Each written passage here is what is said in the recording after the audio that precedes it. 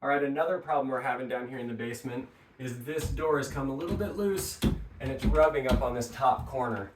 And what the problem is this hinge right here, these screws have come a little bit loose. Now, you might be able to tighten them. Usually not the case, they kind of strip out.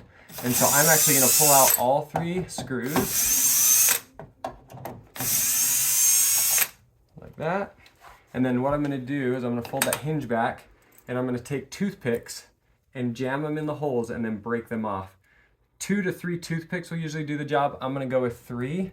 Stick them in the hole and then just snap them off, flush, flip them over, stick them in the hole, break them off, and then I've got 3 more here. And I'll do the same thing. Stick them in the hole, snap them off. You wanna get them in as far as you can so that they really fill that hole. I'll fold this back over. Make sure I got my screws lined up in those holes. Ah, there we go. Now that screw's gonna get a little bit more grab on there.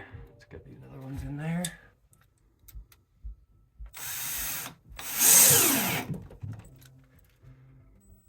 And once these are in, we can test it.